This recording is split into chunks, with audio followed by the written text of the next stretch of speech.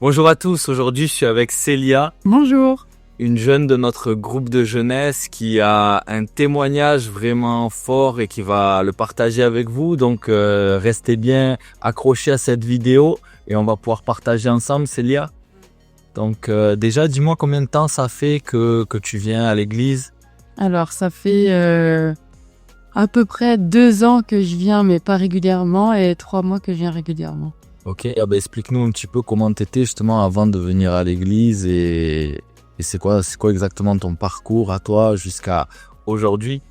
Alors, avant, j'allais à l'église, on va dire 1 fois par mois le dimanche. Mais voilà, j'y allais toute seule parce que ma famille, elle n'était pas vraiment chrétienne. Déjà, ma mère, elle est de confession musulmane. Et mon père, on va dire, il est catholique, mais voilà, sans plus. Du coup, moi, j'allais de temps en temps à l'église parce que je recherchais vraiment Dieu et j'étais curieuse, en fait, de tout ça. T'avais quel âge après quand t'as commencé à aller à l'église, tout ça? Quand j'ai commencé, j'avais à peu près 21 ans. Ok. Ouais. Ok. Et là aujourd'hui, t'as quel âge? Là, aujourd'hui, j'ai 24 ans. Ok. Donc ça a été un petit un cheminement quand même. Oui, c'est vrai. Et alors, pourquoi t'as eu envie de venir en fait? Parce que, comme je te disais, je recherchais vraiment Dieu. J'avais une soif spirituelle, en fait, et je voulais connaître au-delà du monde et de la terre. En fait, je voyais qu'il y avait autre chose de plus grand. T'avais une expérience spirituelle, je crois, un petit peu avant Oui. ça, justement. Non, après. Après. Du coup, Raconte. alors, en fait, du coup, moi, j'ai toujours cru en Dieu. Ça s'est jamais arrêté. Je croyais en Dieu, je parlais comme si c'était des prières, mais en fait, je disais pas de nom, je disais pas Jésus, j'étais pas musulmane, je disais j'avais rien. Du coup, je parlais parce que je savais qu'il y avait une puissance qui était au-dessus de tout, en fait. J'ai commencé à aller à l'église, je voyais pas grand-chose parce que j'étais pas accompagnée, j'y allais vraiment de temps en temps comme ça. Et après, du coup, j'ai commencé à m'intéresser à l'occultisme. Du coup, je voyais que c'était dans le ciel et je m'intéressais aux étoiles, à la lune, tout ça. Donc, c'est vite parti en astrologie. Et après, magie blanche, magie noire, tout ça. Ok, donc tu as quand même touché à des choses. Raconte-nous un petit peu ton parcours. Peut-être il y a des personnes qui nous regardent. Peut-être que toi aussi, là, tu cherches un peu quelque chose. Tu sens qu'il y a plus que le monde matériel, hein, parce que c'est ça, en fait, la démarche. Mais voilà, peut-être tu te poses la question et peut-être ton expérience, elle peut être... Oui, c'est vrai. Du coup, j'avais une soif spirituelle, comme je disais. C'était un peu aussi une matrice de tout ce qu'on voyait dans les films et tout. Je me disais, mais en fait, c'est réel. Parce que j'avais vu que le monde spirituel, c'était vraiment réel. Et avec les pierres et tout, en fait, ça marchait bien. Les vibrations, les énergies. Et comment t'es rentré là-dedans, en fait? Parce que je pense que je cherche à combler un vide. Genre aujourd'hui, je peux le dire, en connaissant Jésus. Mais je cherchais vraiment à combler un vide et à avoir une vie surnaturelle, on va dire. Pas une vie normale comme tout le monde. J'ai cherché autre chose. C'est quelqu'un qui t'a proposé ou c'est toi-même qui a été? C'est par Internet? Franchement, ouais, avec Internet, les réseaux, déjà aujourd'hui, c'est vraiment développé tout ça, les réseaux avec les pierres et tout, même dans les magasins. Du coup, moi, je suis très... je cherche sur Internet, je me renseigne. Du coup, je l'ai fait vraiment toute seule parce qu'il y avait personne autour de moi qui faisait ça. Et j'ai vraiment recherché, j'ai commencé vraiment par les pierres. J'ai acheté des pierres chères de ouf. Vraiment, c'était cher. Et après, je voyais que ça marchait. Genre, je commençais à faire des rêves, je commençais à sentir les choses. Je commençais à avoir des voix dans ma tête et tout. Les voix, en fait, il y en avait plusieurs et je pensais que c'était mes pensées. C'était le diable qui commençait à me parler. Ok. Ouais. Et alors, qu'est-ce qu'elle te disait, ces voix? Au début, c'était... Au début, comme je pensais que ça se confondait avec mes pensées, je pensais que c'était juste de la soif de pouvoir, de la soif de puissance. Je pensais que c'était moi qui en voulais plus, en fait, parce que ça marchait un peu. Du coup, je voulais plus. J'ai essayé le pendule, le tarot, mais tout ça, c'était pas trop mon truc. Du coup, moi, j'étais plus en guérison avec les mains, tout ça. Et de plus en plus, mais les voix, elles me disaient... Enfin, au bout d'un moment, j'ai eu vraiment des problèmes de violence. J'ai eu des problèmes de... En fait, dès que j'étais énervée, il fallait que je m'imagine en train de faire des trucs de fou. Genre, tuer des gens, torturer. Je m'imaginais comment je pouvais torturer une personne qui m'énervait. Genre, ça commençait à devenir progressivement très violent dans ma tête. Et après, j'ai commencé à avoir des absences. Là, c'est quand je commençais à faire des rituels. Rituels avec les pierres, rituels de pleine lune, tout ça. Je sais même plus ce que je faisais parce que j'étais pas moi-même en vrai quand je faisais tout ça. Mais dès que je commençais à faire des rituels, je commençais à avoir des absences en fait, tout le temps. C'est comme si là je suis avec toi et d'un coup genre je suis plus là, mais je vais pas m'en rendre compte. C'est après quand on va sortir, je vais faire mais qu'est-ce qu'on a fait? Genre c'est vraiment un truc de fait. Et tu te rappelais plus de ce qui s'était passé pendant ce moment-là. Ça dépend, des fois j'avais des flashs, des fois j'avais pas de flash. En plus je fumais de la beuh. Après j'ai commencé à boire de l'alcool parce que j'avais pas de problème avec l'alcool. La beuh c'était vraiment divertissement. Après je me suis arrêtée. La fumette c'était pas vraiment, voilà, c'était un problème, mais c'est devenu l'alcool après le problème. D'accord. Tu Ouais. commençais à boire en même temps. Ouais. Du coup. Ouais.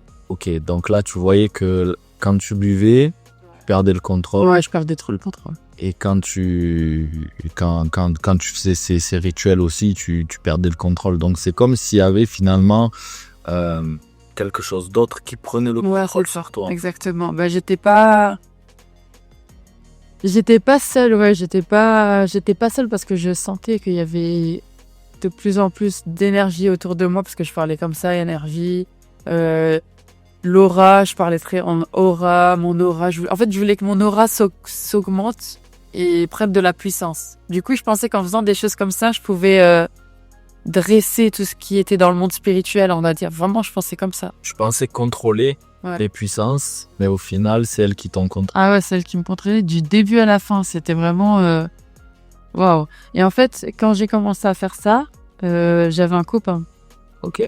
Donc, j'avais un copain, on était ensemble pendant 2 ans, quand on était fiancés et tout. On allait habiter ensemble, tout ça, on faisait d'autres business ensemble, on travaillait, tout ça. Et moi, en fait, pendant ce temps, déjà, j'arrêtais pas de lui dire, viens, on va à l'église, viens. Et pendant 2 ans, en fait, je l'ai forcé, mais il est jamais venu avec moi à l'école. Et j'étais entre l'église et le monde spirituel, occultisme, tout ça. En fait, je commençais, et c'est comme si aujourd'hui, je me dis, s'il m'avait accompagné à l'église, et ben peut-être que je serais pas rentrée dans tout ça, tu vois ce que je veux dire? Parce qu'en fait, j'étais entre les deux. C'est comme si Dieu il me tirait d'un côté et le diable il me tirait de l'autre, parce que j'entendais de moins en moins la voix de Dieu et de plus en plus la voix du diable, mais je savais pas qui était qui en fait.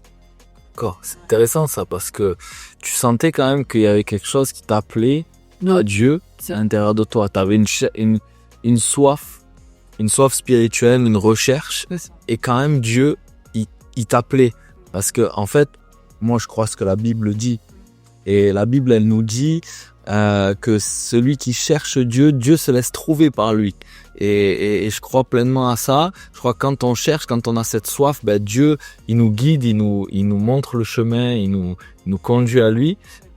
Et finalement, ben, dès le départ, tu sentais cet appel à aller à l'église, cet appel à venir à Dieu, mais tu as préféré une autre voie, hein.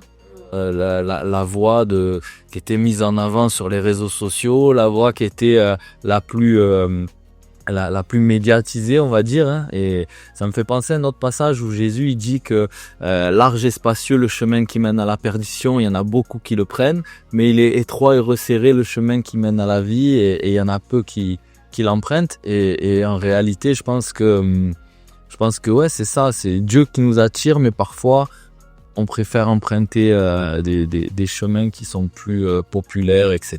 C'est vrai, parce que je me disais, je pense qu'il y a beaucoup de personnes qui pensent comme ça, mais je me disais, ouais, si je me rapproche de Dieu dans la religion, si j'ouvre la Bible ou si j'ouvre le Coran, si j'essaye vraiment d'être religieuse et tout, déjà, je vais pas m'amuser. Moi, j'étais très one life, tout ça. Du coup, je profitais de la vie, on va dire, mais en fait, c'est pas ça, profiter de la vie. Mais du coup, je me disais, ouais, non, je vais m'enfermer. En fait, c'est une prison. Je considérais les religions comme des prisons, en fait, pour les humains, parce que les humains ne savent pas, on peut pas leur donner de liberté, du coup, que Dieu, en fait, les emprisonne. C'est vraiment ça. Tu pensais que Dieu allait t'emprisonner. Ouais, c'est ça. Et du coup, la spiritualité sans Dieu, c'était comme finalement, tu avais tout quoi. Finalement, tu avais la spiritualité, mais tu pouvais quand même contrôler ta vie et faire. Exactement. C'est comme si Genre la religion, c'était là, ça te laissait là et tu pouvais pas passer au-dessus. Et la spiritualité, c'était pour les gens qui pouvaient aller au-dessus. Et en fait, je le disais tout le temps cette phrase. Il y a des gens qui ne doivent pas croire qu'ils doivent être athées. Il y a des gens qui doivent être athées, ne pas croire en Dieu. Il y a des gens qui doivent avoir une religion parce qu'ils peuvent pas passer au-dessus. Et il y a les gens qui ont l'ouverture d'esprit. Je disais tout le temps ça. Et vraiment, je pensais vraiment que j'allais atteindre le ciel, moi. Hein. Je pensais. En plus, je faisais du voyage astral. Mais j'avais beaucoup de mal avec tout ça. Quand je parlais pendule, de tarot, tout ça, tout ce qui touchait à l'occultisme, en fait, j'ai toujours eu du mal. J'arrivais pas. C'est comme si Dieu m'empêchait, en fait, de faire tout ça, de me concentrer. Parce qu'il y a des moments où je devais faire le vide dans mon esprit, du coup, pour pouvoir soigner, pour pouvoir toucher à tout ça, les esprits, tout ça, et j'arrivais pas. Impossible. Et moi, je pensais que j'avais des problèmes de concentration. Mais en fait, non. Là, aujourd'hui, je sais que c'est Dieu qui m'en empêchait, en fait. Du coup, est-ce que tu peux nous raconter peut-être une anecdote, une expérience que tu as vécue quand tu étais dans ce côté spirituel mauvais? Oui, bien sûr, je pourrais en raconter plein, mais je vais choisir de raconter la première expérience de rituel que j'ai faite. Du coup, c'était vraiment, déjà, comment j'ai fait, où je l'ai appris, je ne sais pas. Je pense que, vu comment j'étais guidée, c'était... Je sais pas, ça s'est fait vraiment tout seul. J'ai acheté des pierres exprès pour. J'étais sur ma terrasse et j'ai attendu la pleine lune. J'ai commencé, il y avait un petit muret sur ma terrasse et je commençais à écrire des trucs, des symboles. Et après, j'ai commencé à faire une prière en mode... C'était trop bizarre, vraiment, je me souviens même plus ce que je disais. Et je commençais à parler, c'est comme si je parlais à la lune en fait. Mais je parlais, mais je me dis, c'est pas possible que je parlais à Dieu. Je parlais pas à Dieu parce que sinon ça se serait pas passé comme ça. Et je commence, pendant 5 minutes, j'écris mes trucs, je fais mes symboles bizarres et tout. Et là, genre d'un coup, je reste bloquée. Je reste bloquée, genre vraiment, genre il y avait la pleine lune devant moi. Il était je sais pas quelle heure. Et je suis restée bloquée comme si c'était pendant 20 minutes.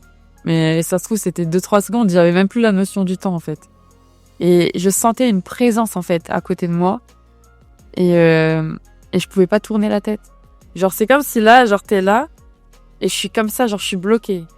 Et genre, plus j'étais bloquée, plus on avançait dans le temps, plus j'avais... Mon cœur, il commençait à avoir peur et tout. Genre, je ressentais pas ça, moi, normalement, parce que j'étais très tête brûlée, très... Je fonce dans le truc et tout. Et là, j'ai eu vraiment peur. C'est comme...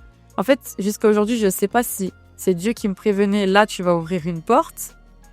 Ou c'est... Je sais pas, il y avait une puissance démoniaque à côté de moi. Et quand je tournais la tête, après, j'ai réussi à tourner, il y avait plus rien. Il y avait rien. Ok, donc t'as senti quelque chose d'effrayant à côté de toi. Et qu'est-ce que ça a fait après? Du coup, comment t'as réagi à ça? Parce que moi, je pense j'aurais vécu ça, j'aurais arrêté, j'aurais dit, mais c'est une dinguerie, faut pas y aller là-bas. Moi, justement, c'est ce que je cherchais, en fait. En fait, je cherchais le spirituel, je cherchais moi, je pensais que tout ça, c'était obligatoirement effrayant, parce que on connaît pas. Mais je pouvais en tirer quelque chose de bien, en fait. Dans ma tête, j'étais vraiment trop bornée sur ça. C'était obligatoire qu'il y aurait du mauvais, mais je peux tirer quelque chose de bien parce que je vais dompter toutes ces puissances, etc. Je croyais que j'étais mon propre Dieu, en fait, je pense. Non. Ok. Donc voilà, une recherche de puissance, des expériences concrètes et spirituelles, du côté mauvais, bien sûr. Et peut-être on peut faire un break et expliquer, voilà, la Bible nous dit que il y a un côté spirituel qui est bon avec Dieu, qui a des expériences surnaturelles de puissance qui existent avec Dieu, mais il y a aussi le diable qui est un copieur en fait, qui est quelqu'un qui va essayer d'usurper la place de Dieu et qui veut attirer finalement l'idolâtrie sur lui, qui veut aussi donner des expériences surnaturelles aux hommes, mais en les affranchissant justement de cette soumission à Dieu. Et finalement, c'est ça un peu le piège, c'est de vouloir avoir la puissance sans avoir un Dieu qui nous dit quoi faire et qui nous commande. Et finalement, comme le diable le dira dans le jardin d'Éden à Adam et Ève, vous serez comme des dieux. Et c'est là où il tente l'être humain à vouloir être lui-même un Dieu, à vouloir lui-même avoir de la puissance, etc., mais sans être soumis à Dieu et à sa volonté. Donc c'est là aussi le piège dans lequel le diable entraîne les hommes. Hein. Mais c'est vraiment vrai. Mais c'est vrai ce que tu dis parce que aujourd'hui, je vois la différence en Jésus, du coup, que j'ai toujours voulu faire les choses par moi-même. J'ai toujours voulu acquérir de la puissance envers moi-même. Et jamais j'aurais pensé que il me fallait quelqu'un, en fait, pour m'aider. Quelque chose, quelqu'un, en fait, je pensais pas que notre Seigneur, genre, il qu'il voulait s'investir dans notre vie, en fait. Je pensais vraiment qu'on était livrés à nous-mêmes. En plus, j'étais en mode indépendante woman, tout ça. Du coup, c'était chaud. Et comment t'en es arrivé là, alors, justement? Quel est le cheminement à partir de cette position où t'es dans le surnaturel mauvais, t'es dans les puissances des ténèbres, et comment tu viens à la lumière? Ben, en fait, je suis quelqu'un qui réfléchit beaucoup et je cogite beaucoup parce que si je réfléchissais beaucoup, j'aurais pas fait tout ça. Mais en gros, à un moment, c'est tellement devenu c'est trop devenu sombre en fait. Et là, je me suis réveillée et petit à petit, j'ai compris, j'ai eu le déclic. Je me suis éloignée de toutes ces choses parce que j'ai rencontré des personnes, j'étais vraiment dans des situations, c'était plus possible en fait. Et j'étais devenue l'ombre de moi-même. Du coup, après, j'ai décidé de balayer tout ça de ma vie et recommencer à zéro. Donc voilà, et à ce moment-là, comme j'avais chassé tout ça, et ben, j'étais disposée à vraiment accueillir la lumière en fait. Parce que là, j'étais dans les ténèbres. Vraiment, même physiquement, parce que je vivais la nuit et tout. Enfin, j'étais plus là. J'étais devenue alcoolique, je fumais, je vivais la nuit, il y avait plus rien qui allait. Et en fait, je voulais de la lumière. Donc, je me suis rendu compte que cette soif spirituelle pendant 2-3 ans là, ben, j'étais pas abreuvée en fait à ma soif. Donc, j'ai décidé de chercher la lumière plutôt que les ténèbres. Elle t'a entraîné vers le bas, cette soif spirituelle, parce que t'as été justement suivre toutes ces pratiques occultes. Et finalement, voilà, à un moment donné, t'as dit non, stop. Et c'est là où, en faisant ce break, t'as commencé à te tourner vers Jésus. Comment ça s'est passé? Alors, déjà, faut savoir que, entre-temps, ma mère et ma sœur, elles sont au Christ. Donc, ma sœur, ça fait un peu plus longtemps que ma mère. Ça fait 3-4 ans, ma sœur. Et ma mère, ça fait 2 ans. Ouais. Donc, elles ont prié pour moi. Déjà, la prière, ça, c'est quelque chose ça change des vies, hein, la prière, parce que vraiment, en fait, on a l'impression, on se dit, ouais, Dieu, il est omniscient, donc c'est pas logique, il faut prier. Si, il faut prier. Parce qu'en fait, la prière, ça donne le top départ pour les anges. Genre, ça donne le top départ à Dieu pour qu'il envoie ses anges, en fait. Donc, c'est obligatoire. Parce que si on prie pas, ça veut dire qu'on n'accepte pas que Dieu nous aide. Donc, du moment que ma mère, elle a prié, elle a dit, Seigneur, que, genre, en gros, elle a donné ses filles, quoi. Elle a donné ses filles à Jésus, elle a donné elle-même sa vie à Jésus. Et en fait, mon cœur, il s'était disposé. Et en fait, Dieu, il voulait me parler depuis tout ce temps. Et en fait, j'ai juste ouvert les yeux. C'est comme s'il m'avait retiré le voile que le diable m'avait mis, que le monde m'avait mis. Et d'un coup, j'ai tout compris, en fait. Ça s'est inversé. Tout était vraiment inversé. C'était Ok. Et est-ce que tu peux nous expliquer un petit peu ce qui s'est passé à l'intérieur de toi? Bah alors, quand je suis passée... En fait, comme j'étais dans les ténèbres, j'étais pas bien. J'étais tout le temps dans le même mood. En plus, je fumais. J'étais comme ça. Il y avait pas de piqueur dans ma vie. Il y avait rien. Mais j'avais décidé parce que comme je m'étais éloignée de tout ça, je me suis dit ça fait du bien. À un moment, je croyais que j'étais dépressive. Je croyais que je commençais à rentrer dans une dépression et tout. Je me suis dit mais non, c'est bon. Là, c'est pas ma vie. Ça, c'est pas comme ça que ça doit se passer. Il manque quelque chose. Je sais qu'il manque quelque chose. Peut-être que je suis allée dans le mauvais chemin. Mais là, je veux vraiment trouver la bonne force en fait. Et du coup, je commençais à ressentir une paix en fait. Ok. Il y a une paix qui est venue parce que là, j'ai décidé d'aller vers la lumière. Ça veut dire que j'ai décidé de faire bien les choses et que tout ce que j'avais fait que je considérais de mauvais en fait. Donc là, je commençais à comprendre un peu. Et du moment que je ressentais une paix en moi, je commençais à devenir calme. Tellement j'étais calme, je pensais que j'étais triste en fait. Je savais pas ce que j'étais parce que je ressentais pas ça. Moi, j'avais l'habitude d'avoir beaucoup de voix dans ma tête, et je pensais que j'étais comme ça. Mais en fait, non, c'était pas moi. Et du coup, je me suis rapprochée de ma mère. Je suis revenue chez ma mère parce que ça allait pas bien avec ma mère. Là, ça allait bien avec ma mère. Je rentre chez moi, ma sœur, ma mère, elles sont en Christ. Tout va bien. On rentre chez moi, tu sens le Saint-Esprit à fond. Et genre déjà, ça m'a fait du bien. Et après, je suis allée à l'église parce que je savais qu'il fallait que je me prépare à aller à l'église parce que ma mère, elle me parlait tout le temps Jésus, Jésus. Je disais arrête. Quand j'étais loin, je disais arrête de me parler de Jésus, arrête de me parler de religion. Je sais très bien que moi, c'est pas pour moi les trucs comme ça. Je disais tout le temps ça, c'est pas pour moi. C'est pas pour moi, je suis pas faite pour ça. Je crois en Dieu, il est avec moi, mais non. Je disais tout le temps ça, j'étais réticente, c'était horrible. Tu croyais quand même qu'il y avait un Dieu. Hein. Ah oui, j'ai tout ça s'est jamais arrêté. Depuis que j'ai conscience, depuis que je suis toute petite, jusqu'à maintenant, ça a jamais changé. Je me suis jamais dit, ouais, il y a pas de Dieu, il y a pas de... Peut-être que j'étais énervée des fois contre le Seigneur. Peut-être que j'étais, indifférente, peut-être que j'étais indifférente et tout. Parce que je pensais pas qu'il s'investissait dans nos vies comme ça. Mais, sinon, j'ai toujours cru qu'il était là.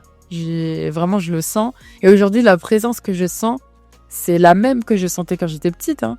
C'est la même chose parce que c'est Dieu, quoi. C'est vraiment... Donc, quand tu étais petite, tu sentais la présence de Dieu. Ouais. Mais par contre, tu sens qu'elle est différente de celle que tu sentais. Ah, mais oui, mais ça, c'est sûr parce que c'était pas la même chose. Parce qu'à un moment, j'ai décidé de m'éloigner de Dieu et de me rapprocher des ténèbres. Donc, c'était des présences, mais c'était pas la présence de Dieu. Mais Dieu, il était toujours là, en arrière-plan. Il était là. En fait, il me laissait faire, quoi. Il vient pas comme ça dans nos vies, il nous laisse venir. Vraiment, c'est vraiment, ouais. Ben, il est patient. Ouais. Et qu'est-ce qui s'est passé quand t'es venu à l'église alors? Quand je suis venue à l'église, du coup, l'église d'Antibes, mon cœur y était disposé à tout ça. Parce que je ressentais la paix, j'étais bien, je me sentais bien, avec ma mère ça allait. J'étais loin de toutes ces histoires, je me disais ça y est, je reviens en France, je suis bien. Il y a une dame à l'église qui a prié pour moi, avec ma mère. Et j'ai commencé à pleurer. Je pleurais, mais pas des larmes normales en mode je pleure. C'était vraiment des larmes qui coulaient. Déjà, elles étaient chaudes. C'était comme ça coulait. Et la dame, elle me dit oui, vas-y, pleure, c'est normal, pleure, bien sûr, pleurer. Et après, ouais, dans leur prière, elles disaient que les chaînes se brisent et tout, parce que il y avait quelque chose encore sur moi, il y avait encore des choses, même si l'emprise s'était diminuée. Et vraiment, j'ai pleuré. Et en fait, le Saint-Esprit s'est posé sur moi. Mais là, quand je comprenais rien, je comprenais pas, je pleurais. Après, je suis restée choquée et j'ai réfléchi et j'ai commencé à ouvrir les yeux. J'ai ouvert les yeux franchement, en 2 semaines, j'ai réfléchi. Et petit à petit, je faisais déjà des pas de foi. J'ai arrêté d'écouter de la musique mondaine. Il y a plein de choses que j'ai arrêtées. Vraiment. Ok. Donc, tu as vu vraiment que là, il y avait non seulement une présence qui est venue te faire du bien, il y avait aussi comme un appel à la sainteté, à changer des choses dans ta vie pour aller mieux, en fait. Hein. Parce que, est-ce que tu peux dire aujourd'hui, si tu penses toujours que Dieu, il vient pour nous mettre en prison, non, pour nous empêcher de vivre? Justement, c'est totalement l'inverse. Mais quand je me dis que tout était inversé dans ma vie, les choses que je pensais... En fait, les gens de ma famille qui voulaient m'aider, je pensais que c'était mes ennemis. Les ennemis qui voulaient me nuire, je pensais que c'était ma famille. Et genre, tout était inversé. Je vivais la nuit. En fait, quand j'ai ouvert les yeux, je me suis rendu compte que j'étais à contre-courant tout ce temps. Et que ma soif de spiritualité, elle pouvait pas se faire sans Dieu. Parce que c'est Dieu qui donne la spiritualité. C'est Dieu qui nous ouvre les portes à tout ce qu'on veut. C'est lui le créateur. Et en fait, je me suis rendu compte que j'étais vraiment dans le sens inverse. Du coup... justement, les prisons, c'est quand t'as envie d'être ton propre Dieu, quand t'as envie de faire les choses de toi-même, tu peux pas en fait. C'est là que t'es en prison. C'est là parce que tu crois que c'est une liberté jusqu'à que t'essayes d'arrêter. Là, quand t'essayes d'arrêter, tout se retourne contre toi. Ouais, c'est vraiment vrai. C'est ça, c'est vrai. Des fois, il y en a, ils disent ouais, le péché, c'est la liberté. Ouais. Et c'est quand tu essayes d'arrêter, tu te rends compte que tu es enchaîné exactement. Et par exemple, juste la fumette. Je fumais et tout. Quand, par exemple, là, on se dispute, je vais partir, je vais voler un pétard. Là, je crois que, genre, en fumant, ma première barre, je crois que ça me calme. Mais quand j'ai donné ma vie à Jésus, un jour, j'étais énervée et j'ai vu qu'une heure après, en fait, je me calme sans rien. Ça, genre, ça faisait partie des mensonges. Tu te rends compte que le mensonge, c'était ça. Genre, c'est sans Dieu, tu peux arriver à rien. Parce que c'est lui qui te donne tout. C'est lui qui donne tout, vraiment. Amen. Est-ce que tu aurais un dernier mot à dire à ceux qui nous regardent là? Si vous avez soif de spiritualité, demandez à Dieu. Vraiment, même si vous vous mettez dans votre chambre, vous allez prier. Enfin, quand on dit prière, on dit pas forcément se mettre à genoux, prier et tout. Genre, tu peux juste demander, même si c'est dans ton cœur, tant que ton cœur il est sincère, tu demandes, Seigneur, montre-moi. Montre-moi si je suis sur le mauvais chemin. Montre-moi si vraiment il y a quelque chose de spirituel à découvrir. Montre-moi le bon chemin là où je peux te rencontrer. Parce que ça sera pas des prisons, en fait. Ça sera pas, c'est ça la vraie liberté. C'est vraiment rechercher Dieu, c'est la liberté.